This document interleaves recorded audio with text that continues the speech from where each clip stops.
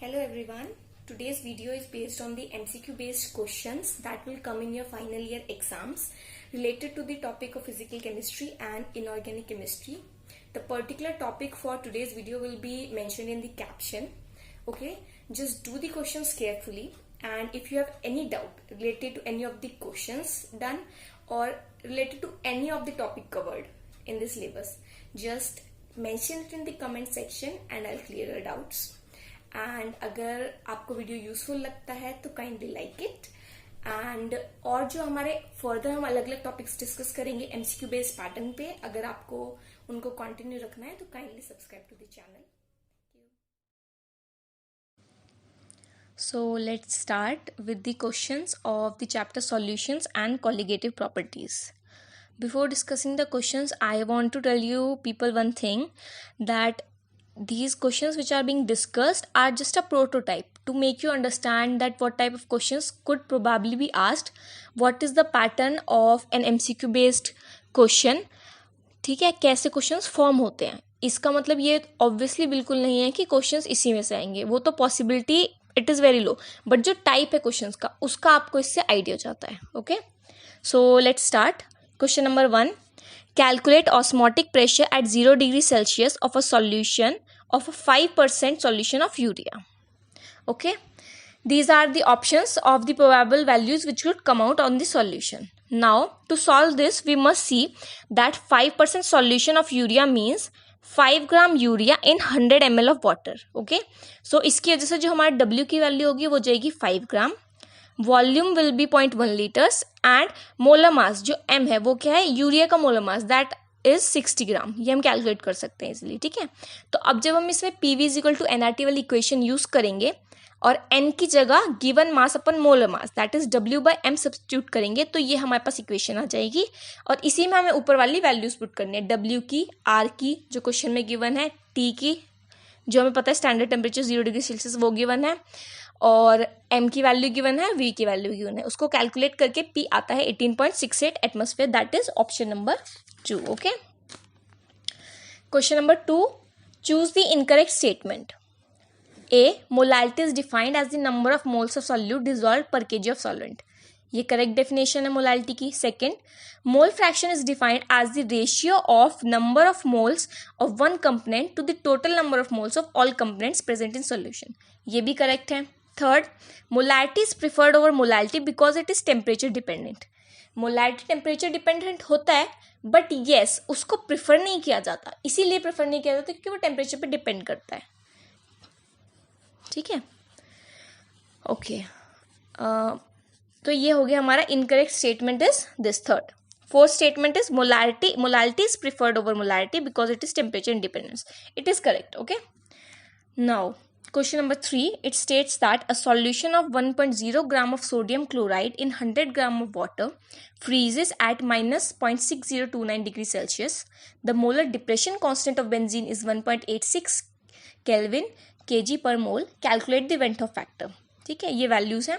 इसका सॉल्यूशन कैसे होगा आप देख सकते हैं इस स्लाइड में कि जो यहाँ पे हमारा हमने फॉर्मूला डिस्कस किया था मॉलिक्यूलर मास निकालने के लिए, हमने डिस्कस किया कि different colligative properties can be use to calculate the molecular mass of solute. ठीक है, उसी में से एक कॉलिगेटिव प्रॉपर्टी क्या है, डिप्रेशन इन फ्रीजिंग पॉइंट, तो उसी को हम यहाँ पे यूज करेंगे। ओके, नाउ W2 जो हमारा है वो है 1 ग्राम that is mass of solute, W1 है वो है mass of solvent that is 100 gram, delta TF की वैल्यू भी हमें गिवन है और KF की भी। तो जो मॉलिक्यूलर मास का फॉर्मूला होता है वो क्या होता है, 1000 into KF into W2 by W1 into delta TF। ठीक है, तो इसमें हमने सारी वैल्यूज को पुट कर दी। उसके बाद हमारा जो ऑब्जर्व मॉलिक्यूलर मास आया है that came out to be 30.85। Fine, अब हमारे पास ऑब्जर्व मॉलिक्यूलर मास आ गया। नॉर्मल मॉलिक्यूलर मास हम सिंपली कैलकुलेट कर सकते हैं उनके इंडिविजुअल मोलर मास को ऐड करके, दैट इज 23 प्लस 35.5, तो ये आ जाएगा 58.5। अब हमें निकालना क्या है, वेंटोफ फैक्टर। वेंटोफ फैक्टर हमें पता है it is the ratio of normal molecular mass upon observe molecular mass. तो इनका जब हम रेशियो करेंगे तो हमारा आंसर आ जाएगा 1.90, that is option number 3। Okay, now moving on to the next question. When acetic acid is dissolved in benzene, dimer formation occurs. Incorrect statement is हमें पता है जब एसिटिक एसिड को हम बेंजीन में डिसॉल्व करते हैं तो डाइमर का फॉर्मेशन होता है। इन चारों में से इनकरेक्ट स्टेटमेंट क्या है, हमें वो चूज करना है। देखते हैं। पहला statement, molecular mass increase. Yes, molecular mass increase होता है क्योंकि जब डाइमर फॉर्मेशन होता है, एसोसिएशन हो जाता है, तो उसमें मॉलिक्यूलर मास इंक्रीज हो जाता है as compare to true molecular mass of the acetic acid. B, number of moles of solute particle in solution decreases. Yes, क्योंकि दो एसिडिक एसिड के मॉलिक्यूल कंबाइन हो गए तो जो पूरे सॉल्यूशन में सॉल्यूट के पार्टिकल्स थे वो क्या होंगे, एकदम से डिक्रीज हो जाएंगे, उनका अमाउंट कम मिलेगा। Third, osmotic pressure increases. ये वाला स्टेटमेंट इनकरेक्ट है। रीजन इज कि जब हमारे सॉल्यूट के पार्टिकल्स का जो मोल है वो कम हो गए, है ना, number of moles of solute particle is decreased. तो कॉलिगेटिव प्रॉपर्टीज नंबर पे ही तो डिपेंड करती है। जैसे number of moles of solute particle decrease होगा, ऑस्मोटिक प्रेशर भी क्या हो जाएगा, डिक्रीज हो जाएगा। तो इसमें इनकरेक्ट स्टेटमेंट क्या है, third option. Fine, okay, moving on to the next question. Rast method is used for determining molecular mass of those solutes which are soluble in A. benzene, B. camphor, C. acetone, D. diethyl ether। तो अगर आपने Rust method को पढ़ा होगा, जो शायद practical में perform किया हुआ होगा, और तो रास्ट मेथड हम किस लिए यूज़ करते हैं, डिप्रेशन इन फ्रीजिंग पॉइंट को कैलकुलेट करने के लिए, और उसी से हम मॉलिक्यूलर मास भी कैलकुलेट कर सकते हैं। तो इसमें यही पूछा है कि कौन से कंपाउंड में जो हमारा जिसका हम सॉल्यूट का मॉलिक्यूलर मास निकाल रहे हैं वो सॉल्युबल होना चाहिए, तभी उस पर रास्ट मेथड अप्लाई होगा। तो वो कंपाउंड होता है कैम्फर जो हम यूज करते हैं। So the correct option is option number B. Okay, now question number 6 states that choose the incorrect statement. 1, for an ideal solution delta H mix is equal to 0। ये statement correct है, हमें पता है, क्योंकि जब ideal solutions की बात की जाती है तो जब मिक्सिंग होती है उसमें जो चेंज होता है, हीट एब्जॉर्ब या कोई भी हीट एब्जॉर्ब भी नहीं होती है और ना ही कोई हीट एमिट होती है ना, तो इसलिए जो डेल्टा एच मिक्स होता है वो क्या होता है, 0 होता है। ऐसे ही डेल्टा वी मिक्स भी 0 होता है। Option B, for a non ideal solution delta V mix is greater than 0 और delta V mix is less than 0। मतलब डिसोल्यूशन के टाइम पे जो वॉल्यूम चेंज होता है, या तो वो वॉल्यूम इंक्रीज होगा या डिक्रीज होगा, बट इक्वल नहीं रहेगा। तो ये स्टेटमेंट भी करेक्ट है। Third statement, an ideal solution do not obey Raoult's law at every range of concentration. This we all know that Raoult's law is only applicable to those for the ideal solution. अगर कोई ideal solution होगा तो उसके हर range पे Raoult's law follow होगा। So this statement is incorrect. Option D, non ideal solution do not obey Raoult's law, हमें पता है ये भी करेक्ट है। तो हमारा आंसर क्या हो गया, option number C.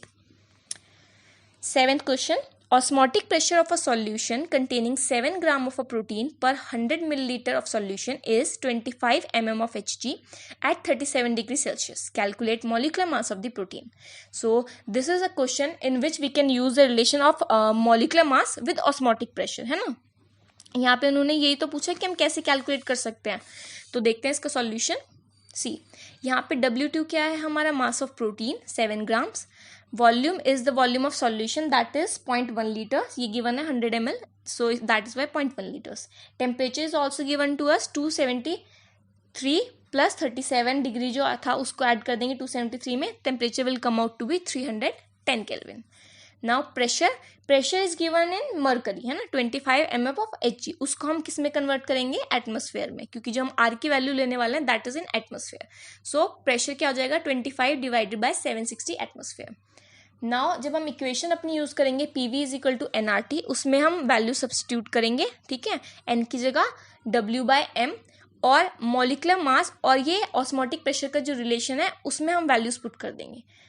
M2 is equal to W2RT/PV। W2 हमें पता है, R की वैल्यू भी पता है, T की भी, P की भी एंड V की भी। सो इनको सब्स्टिट्यूट करके मॉलिक्यूलर मास जो हमारा आता है that is option number 254094। Okay, now question number 8, which one of the following is used as an experimental method for the determination of relative lowering of vapor pressure? तो option है इसमें Cottrell's method, Rast method, Pfeffer's method and Oswald and Walker method. Within the unit we have discussed a number of method for each of them. जैसे अगर हमें osmotic pressure को निकालना है experimentally तो वो हम किस मेथड से निकाल सकते हैं, फ्रीजिंग पॉइंट का डिप्रेशन कैलकुलेट करना है तो वो हम किस मेथड से कर सकते हैं, तो ये सब के लिए अलग अलग हमारे एक्सपेरिमेंटल प्रोसीजर्स हैं। तो हमें पूछा गया है relative lowering of vapour pressure, उसके लिए हमारा जो इसमें करेक्ट आंसर है that is option D, Oswald and walker method. उसके लिए Oswald and walker method use होता है, स्टैटिक या फिर डिफरेंशियल मेथड यूज होता है।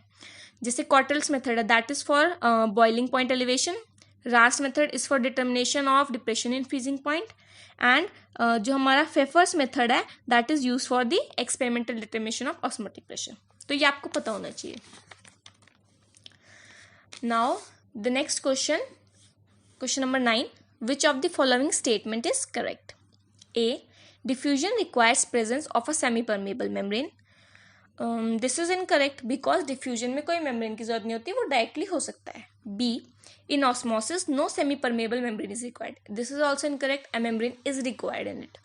C, in osmosis solvent as well as solute molecules move directly. No, osmosis में सिर्फ कौन मूव करता है? Solvent. Diffusion में दोनों कर सकते हैं। Option 4, in osmosis only the solvent molecules flow through the semi-permeable membrane. So ये जो statement है सबसे correct है। The answer is option number D. Now moving on to the question number 10, which of the following relation is correct? ध्यान से देखिए, चारों options में बस थोड़ा थोड़ा डिफरेंस है, और जो रिलेशन है वो किसके बारे में है? जो रिलेटिव लोअरिंग होती है वेपर प्रेशर की, और जो हमारा ऑस्मोटिक प्रेशर होता है ना, उसके रिलेशन के बारे में ये है। अगर हम देखें तो इसमें हमारा जो करेक्ट रिलेशन है that is option number A, जिसमें p not minus p s by b not is equal to m p by d r t. Terms क्या क्या है ये?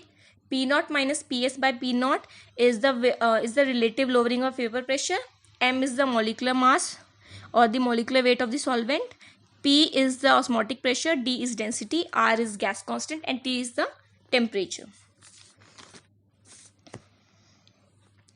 Now, question number 11. In the graph plotted between vapor pressure and temperature T, अभी next slide में आपको एक graph दिखाया जाएगा, उससे रिलेटेड ये चार ऑप्शन है, ठीक है? तो आपको बताना है करेक्ट कौन सा है। पहले हम ग्राफ देख लेते हैं। This is the graph, okay. Now let's see the options. Options क्या कहते हैं? PQ is the curve for solvent, XY is the curve of solution, and delta T is depression in freezing point. जो basically PQ curve है, XY curve है और delta T है, वो क्या क्या हो सकते हैं उसकी पॉसिबिलिटीज बताइए। तो अगर हम इस ग्राफ को ध्यान से देखें तो ये वो वाला ग्राफ है जिसमें हम बॉइलिंग पॉइंट का एलिवेशन कैलकुलेट कर देते, करेक्ट? तो इसमें जो PQ वाला लाइन है जो क्लोजर टू दी एक्सिस है, एक्स एक्सिस, वो वाली जो लाइन है जो क्लोजर है एक्स और वाई एक्सिस के, वो वाली लाइन कौन सी है? PQ। और ये वाला कर्व किसका होता है? This is the curve for the solvent, है ना? जो XY वाला कर्व होता है वो होता है कर्व ऑफ सॉल्यूशन, और डेल्टा T क्या होता है? Elevation in boiling point. So इस ग्राफ के जो करेक्ट ऑप्शन है that is option number C. Now question number 12, the substance used in car radiators as antifreeze is stearic acid, ethylene glycol, polyolefins और polybutene. सो antifreeze क्या होता है? एंटीफ्रीजिंग agents वो होते हैं जो टेम्परेचर को मतलब अगर कोई फ्रीजिंग टेम्परेचर है तो उसके फ्रीजिंग टेम्परेचर को लो कर देते हैं, है ना? फ्रीज थोड़ा स्लोली होगा, इतनी जल्दी फ्रीज नहीं होगा। जैसे कोई ऐसी एरियाज होते हैं जहाँ पे टेम्परेचर बहुत ज़्यादा लो होता है, बहुत जल्दी फ्रीजिंग हो जाती है, तो वहाँ पे जो कार्स में पेट्रोल यूज होता है वो फ्रीज ना हो जाए, इसलिए उसमें एंटी फ्रीजिंग एजेंट यूज किया जाता है।